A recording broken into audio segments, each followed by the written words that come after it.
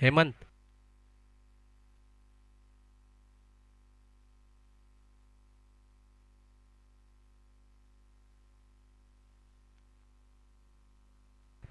तीन शतक संपतायत. धावसंख्या फळकावर लागतात 19. 3 गड्यांच्या मोबदल्यात. आता मात्र स्ट्राईकवर आहे गणेश.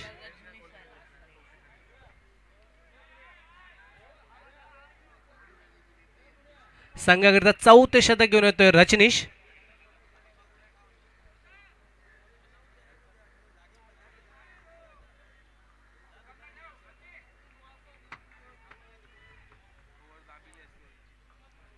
गोलंदाज रजनीश. तू गणेश. चांगला चेंडू, चांगला फटका सुद्धा आणि चांगला उत्कृष्ट झेल.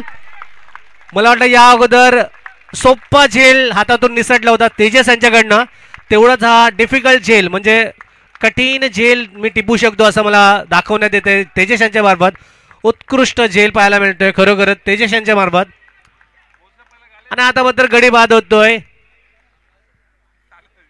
गणेश यांच्या मार्फत. गणेश यांनी आपल्या एकूणच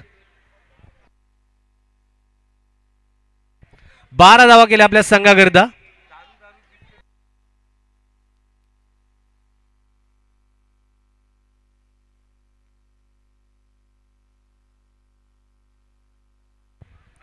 नुकताच गडी बाद झालेला गणेश त्याची जागा भरून करण्यासाठी मैदानात उतरतोय समीक.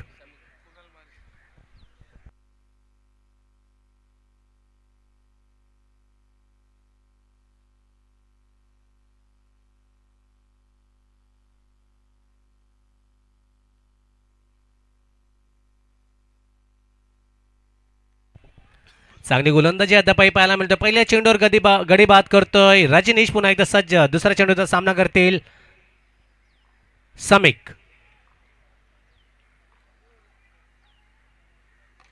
आणि हा बिरकावर मारण्याचा प्रयत्न. चेंडू हवेत बॅकफुटवर जाऊन खेळण्याचा प्रयत्न होता आणि हा दुसऱ्या चेंडूवर गडी बाद होतोय. चांगला झेल अद्रेश यांच्याकडनं. 19 धाव संख्येवर 5वा गडी बाद होतोय समीक यांच्या स्वरूपात.